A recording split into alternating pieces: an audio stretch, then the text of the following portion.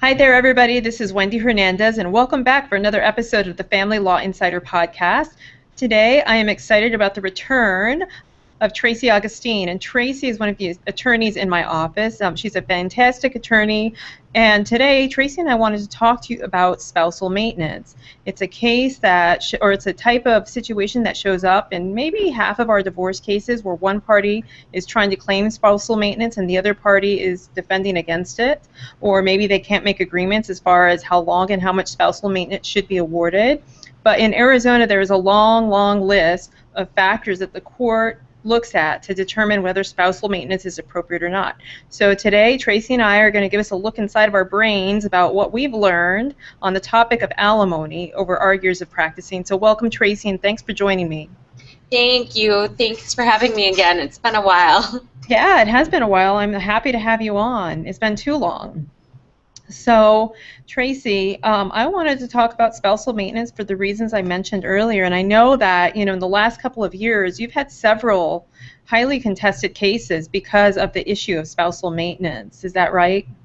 Yes, that's actually, it's been a common issue that's come up recently for me, and, it really can open up the divorce, in terms of settling, and, maybe even it's harder to settle a case, I would say, when there's a issue of spousal maintenance or claim. Why do you think that is?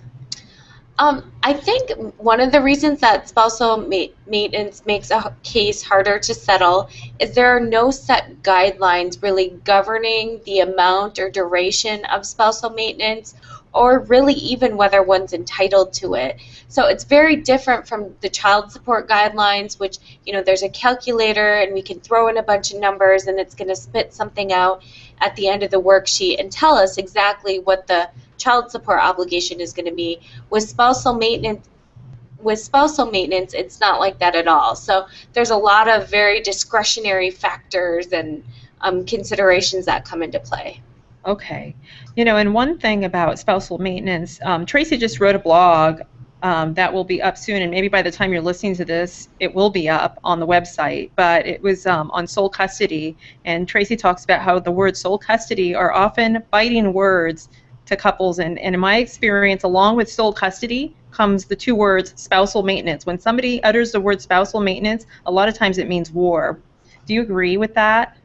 Oh, yes, definitely, definitely. I think most cases would settle very early on if it weren't for that issue of spousal maintenance. So, division of property and debt, that's pretty easy because most of the times it's an equitable division, and a lot of the times that means equal division. So that's a lot of times just doing math. But when it comes to spousal maintenance, again, it's so discretionary. And it's so, it's such a contested issue that, cases can get ugly over that. Yeah, definitely. So, Tracy, in Arizona, when a person is making a claim for spousal maintenance, how does the court evaluate whether the person's entitled to spousal maintenance and for how long and what amount? How does that normally work here? Yes, Wendy, in Arizona, spousal maintenance, there's a statute that the court looks to, and it's actually Arizona Revised Statute, Section 25-319. And that statute lays out, it's a two-part test or two-part analysis to determine whether spousal maintenance is appropriate. The first part of the test, subsection A, it's going to determine whether an individual is entitled to maintenance to begin with. And then the second part of the test is going to determine, it's a number of factors, a whole laundry list, in fact. But once you go through that, from that, the court will determine the amount and duration of an award if one is entitled to one under the first section. Okay. So in Arizona, well, there's a couple of reasons, I guess, that people could argue that they might be entitled to spousal maintenance. And one of the reasons that people give, at least in the cases that I've had in the past, is because, hey, we were married 20 plus years or 30 years, and I gave up my career and devoted my entire life to him and the kids, and now we're going our separate ways, and I want to be paid back for giving up opportunities. Have you had any cases like that, Tracy, and how did they kind of pan out if you did? Yes, actually, definitely. I recently had a case that just settled, but it was a case where there was a marriage of long duration. Even though the other spouse, the spouse who was asking for spousal maintenance, had been working at the time of the divorce, it was arguable that that spouse took lesser paying jobs or took breaks from her employment to stay at home with the children. And so, there definitely she wasn't at an earning capacity that she could have been at had she continued with school or had been working continuously throughout the marriage. So, I mean, it definitely impacted the case, and it definitely it made her feel like she was entitled to that just based on that alone. And did the other side agree with how she was feeling? You know, in this case, initially they didn't want to, but eventually, when it came time to settle, we actually came around and they did concede to the spousal maintenance. Now, we didn't actually get an award in that case, but we did some other creative divorce settlement, things to get around him having to pay her spousal maintenance every month. Okay. And one thing that I want to point out to people in Arizona who might be listening to this and trying to decide whether they're going to pursue spousal maintenance or whether they're defending against spousal maintenance, and that, if one of the parties is giving up opportunities to, quote, support the other spouse, the court can look at support as anything from like emotional support, or packing lunches, or getting the kids off to school every day. It's not necessarily just giving up a career. There's more to it than that. Would you agree, Tracy? Oh, yes, definitely. In cases where somebody, there's a choice in the marriage that somebody's going to be a stay-at-home mom or a stay-at-home dad, for instance, it's really, I mean, it's a choice that they both agreed on, and it doesn't mean that they wouldn't be earning income or that they wouldn't have this high-powered career necessarily. So yeah, we definitely look at the fact that their toils and efforts are going into the marriage, and that is a type of support. Just because they're not bringing home a paycheck, it's a different type of support, I would say. Yes. And in Arizona, in the first section of the statute that you just referenced, subsection A, there's also a number in there that says that a person could be entitled to spousal maintenance if they contributed to the educational opportunities of the other spouse. So in your mind, what does that mean, contributed? Does that mean financially to the education of the other spouse?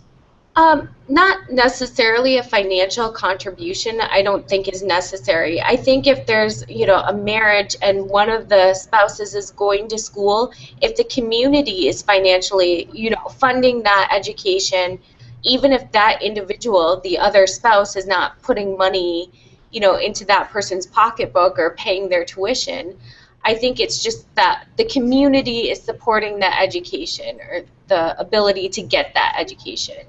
Yeah, and I think that goes along with what we were just talking about in terms of those contributions can be emotional contributions as well, as going and working a job somewhere to support the household while the one spouse is going to school full time. Right. So I just want to highlight that. I think the purpose of the first subsection of the Arizona statute is kind of for the court to look at the spouse who's asking for support and what their ability is to be self-sufficient after the divorce, and what their needs are, and whether they're able to meet their needs post-divorce. Can you talk a little more about that, Tracy? Yes. Well, part of that statute actually goes into looking at what's going to be left over after the divorce, and is that person going to be able to be self-sufficient based on the division of property and debt that we're assuming is going to happen at the end of the marriage. So it's kind of a prediction. You have to take into account what accounts there are, what retirements there are, and then look at what income can you derive from that. And sometimes that will, either offset a claim for spousal maintenance, or, if there's really nothing that they're going to be getting at the end of it, it might actually bolster somebody's claim for spousal maintenance. Okay. And like when somebody comes into my office and they want to push for spousal maintenance, one of the first things that I ask them to do is give me an outline or a list or fill out a financial affidavit of their expected needs, financial needs after the divorce. And it is, it does take some predicting because people don't always know what things are going to look at. But what are the ways that you would tell people? What's the direction you would point them in terms of gathering evidence or documentation that would support, what they project their needs are going to be? Yeah, definitely. That comes up in a lot of cases because, when you're married, you're living in the same household usually, and so there's just one set of bills. And obviously, once you're divorced and you're on your own, you have to try and come up with figures that, you can present to the court that are going to be realistic to show what your standard of living is going to be like and what your monthly expenses are going to be like when you're divorced. I think one main thing to look at is health insurance costs. I know that's a biggie, especially for older couples who are getting divorced. What kind of health insurance are you going to have? Is your spouse giving you that benefit right now through their employer, or how are you having that expense? Because I know when you go out and you get your own policy, it could be $1,000 a month, and you need to take that into consideration. So that's one thing I tell people to go, research health insurance policies and try and figure out some realistic number, because if you're not planning for that, that could be a huge expense to you every month. Right, definitely. And, if people are, along with that, if they're going to be living in two separate households after the divorce and say, somebody's going to stay in the marital residence, well, that person probably has a pretty good idea of what their expenses after the divorce are going to be. If somebody's moving out into an apartment or they're going to rent a house or have plans to buy a place of their own, I always say go research, the types of houses that you're looking to buy and have the numbers run and figure out what your monthly mortgage payment's going to be. Are there HOAs that you're going to have to pay? Is there anything that you can base utilities on? So do that for where you're going to live, and I would include that in your financial affidavit. Are there other expenses that you can think of, Tracy, that people can go research beforehand and present their research to the court as far as, this is what my financial picture is going to look like after the divorce? Right. I think the main thing is, really just thinking about what your monthly bills are. And you might not be the one who's been used to paying those. So maybe you guys have a joint cell phone plan and you even need to go out and get your own cell phone. Well, could be $75 to $150 a month. So it's really just thinking about all your daily needs that maybe now you have to go get your own car insurance. You have to go get, all various things. It's really just trying to brainstorm those and getting that realistic picture of what your life and budget is going to be like after divorce. Yes. And, a mistake that I see a lot of people make in my practice is that, well, they can either overinflate, as a precaution. They overinflate their expenses, which I think can be a mistake, because if you take your case to a judge, then a judge may just think that you're being unreasonable. And then there's other people who really underestimate what their expenses are going to be. So my recommendation would be, to once you've gathered these numbers and put them into your financial affidavit, go over the numbers with somebody. If you don't have a lawyer, go over them with somebody who kind of knows your life and how you live your life, and who's going to be honest with you about these numbers that you're putting in to the affidavit. Because it's a huge mistake either to underestimate or overinflate. Have you ever seen that happen, Tracy? Yeah, yes, definitely. I would say that, people just want to get their affidavit of financial information done because, it's not that fun to do, to be honest. So, they're not going back and actually looking at their bank records to see where they're spending their money. I know I bank with Wells Fargo, and there are different reports that you can pull that even show, how much you spend on gas every month, how much you spend on fast food dining or dining out at restaurants. So it's really just being realistic. You don't want to go into the judge and say you spend $2,000 $1,000 a month eating out, because they're going to say that that's probably unreasonable. But at Yeah. the same time, I mean, be realistic and understand that you may have to cut your budget a little bit as you get divorced, because you're not living off of two incomes anymore. You're living off of one. So there are going to be concessions you do have to make. That's right, definitely. Um, and for me, a good rule of thumb is in a spousal maintenance case, both parties have to prepare these affidavits of financial information. And if your soon-to-be ex is being honest about what their expenses are going to look like or what they do look like, and yours are kind of in the ballpark, that seems really fair to me. And in a lot of the cases I've had recently, thank goodness, people have kind of matched up in terms of what their monthly expenses are. But if you see one person who has expenses that are way more, that could be a red flag. I'm not saying that it's wrong necessarily or that there's something wrong with it. You have to look at a lot of things, because maybe that person is taking on more of the bills. Right. But to me, it would be a red flag if one person has $7,000 in monthly expenses and the other person has three. Right.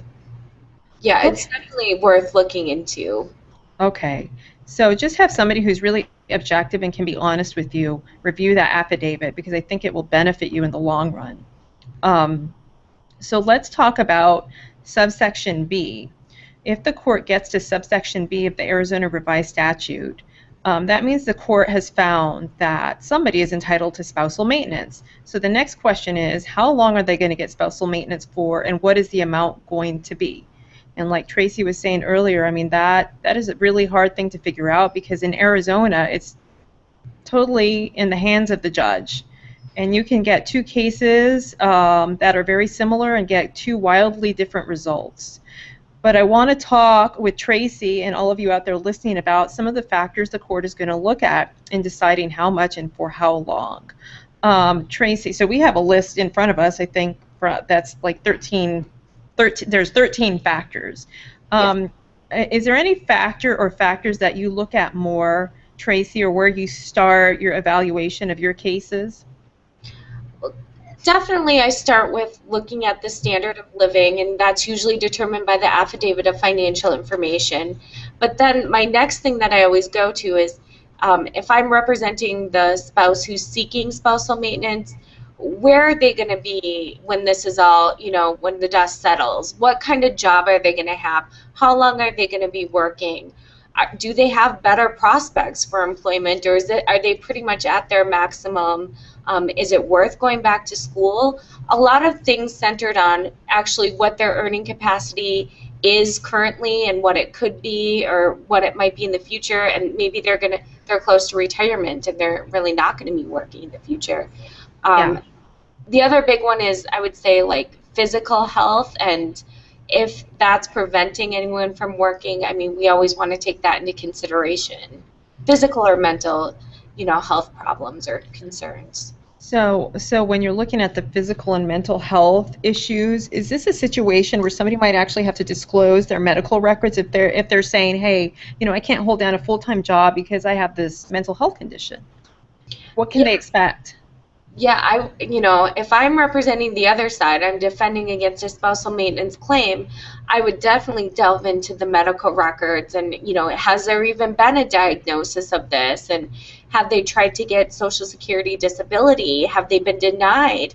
I mean, I think all of those things are relevant in determining, whether or not, maybe not in their mind whether or not they can work, but from an objective standpoint, whether they can work. I mean, there's many different jobs out there, as we know. It doesn't mean that you have to be, standing on your feet, 7 days a week or 5 days a week for 40 hours a week. There's a lot of work from home opportunities. A lot's going to depend on their skill set, though. So we always have to look back to that.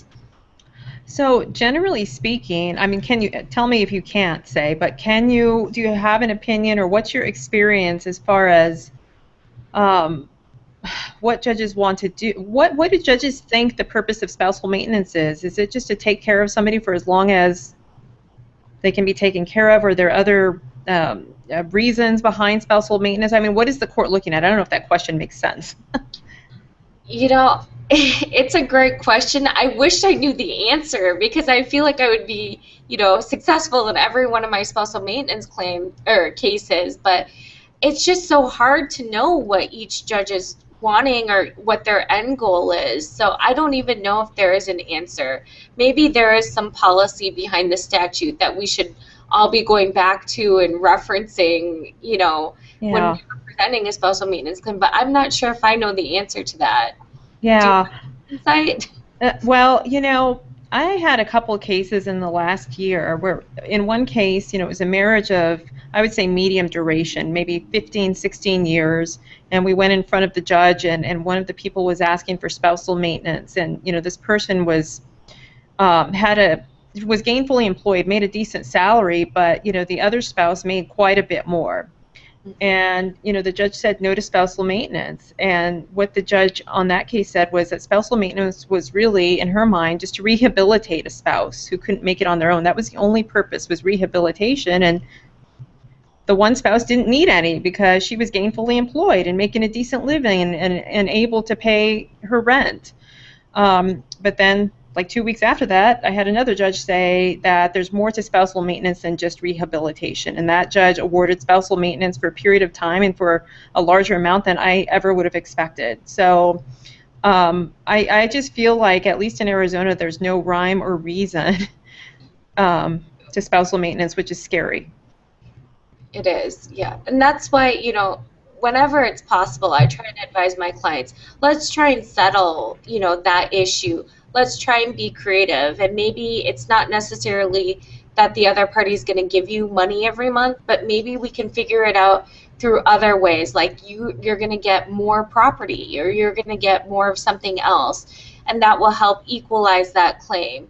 So that's how I like to handle it, because a lot of times when you're divorced, you don't want to hand your ex-spouse money on a monthly basis. It already might sting enough with child support, and then you throw spousal maintenance on top of it, and it just, it's fighting words, kind of Right. going back to that sole custody thing. So, Yeah.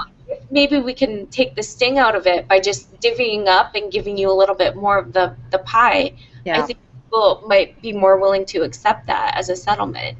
I think that's a really creative solution. And like I say in almost every one of these podcasts that is focused on a legal issue, I always think it's better if people can be creative and just kind of craft their future between the two of them, as opposed to leaving it in the hands of lawyers and the judge ultimately, because it's like going to Las Vegas and throwing the dice, and that's risky.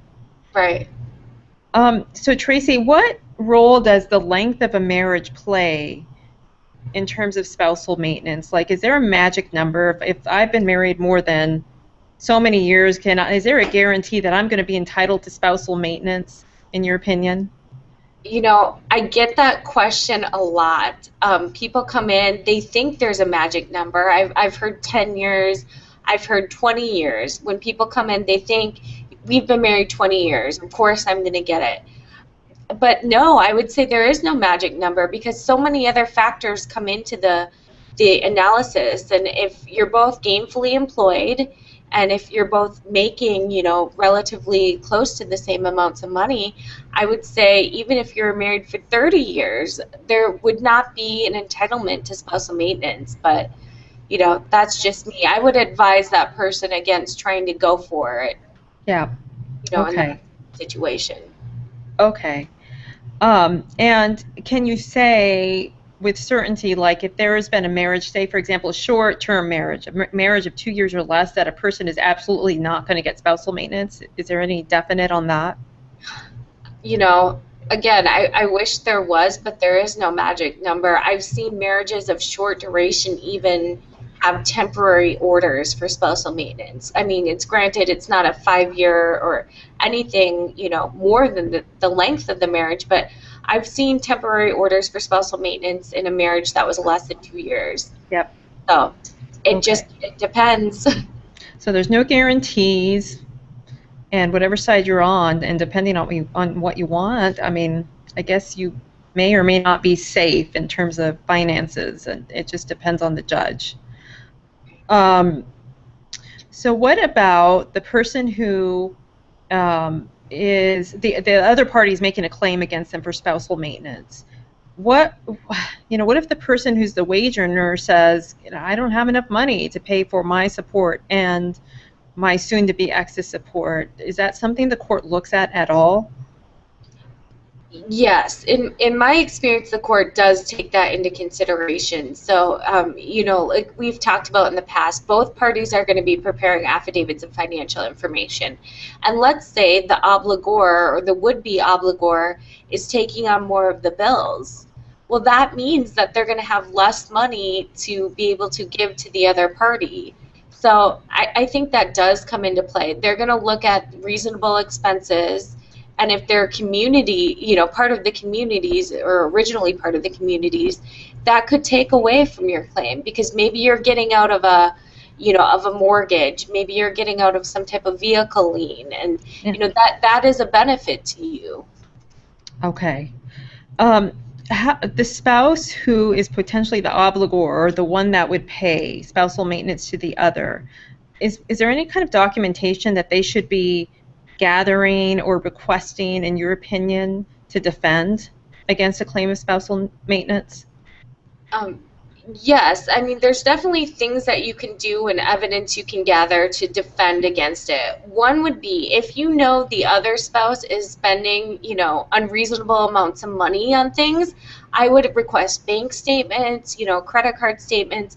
Maybe they're the ones that racked up the debt in the first place. Like they went on shopping sprees or they went on trips. So I would be requesting all of those types of things. If there's, going out to eat all the time, you could really dissect their affidavit of financial information if you think expenditures are unreasonable on their side.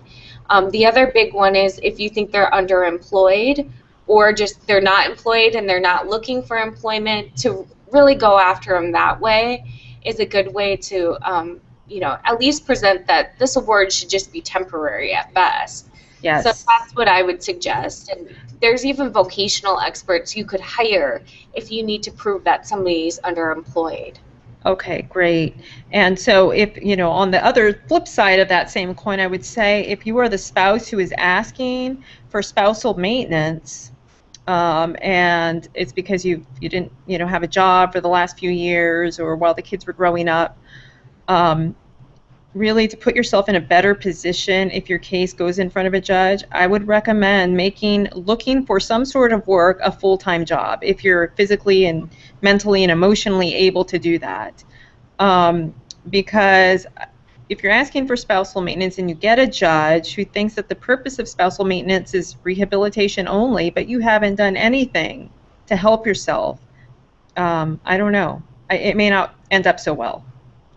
What do you think, Tracy?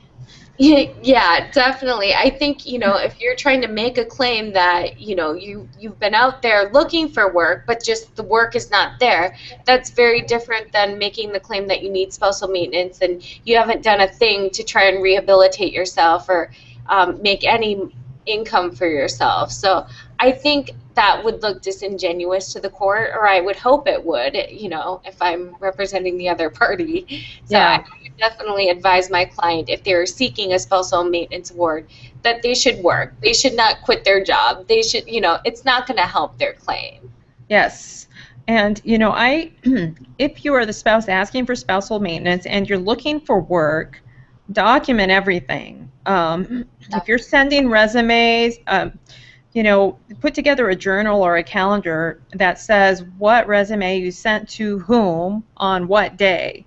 If you are making phone calls trying to follow up with potential employers, then document that in a journal. If you are submitting applications online, if you get confirmation that your application was submitted, then print it out. Get very organized about what your efforts are. I mean, I would even talk about how much time you're spending per day looking for a job. I think this is very convincing to a court, as opposed to just showing up and testifying, I applied to 10 different places, and I can't remember really who they were or when I applied or who I followed up with. Having the hard evidence there it's compelling, in my opinion. Yes, yeah, I agree, Wendy.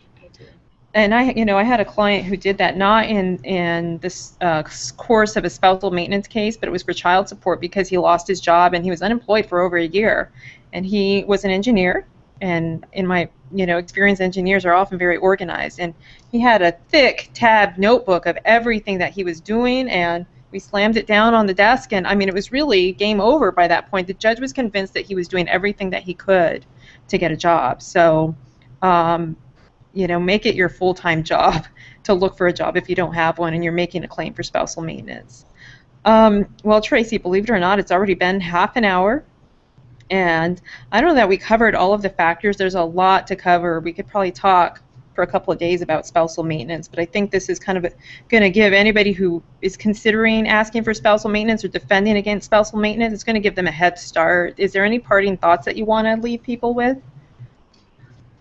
I mean, my biggest thing, I always tell my clients, we have to be reasonable. So, just be realistic, be reasonable. There's no guarantees. So if you can try and settle a spousal maintenance issue, I always think you're going to be better off, because you could end up with a lot less or nothing if you take it to court. So I'm not saying you should lowball yourself, but you definitely, if there is some offer out there, contemplate it, see if it works for your budget, and if it's realistic and will get you to where you need to go, take it.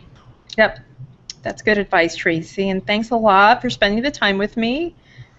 And for all you out there listening, that's going to do it for this episode of the Family Law Insider podcast. Remember, we're on your side when it matters most, and I will see you next time. Thank you.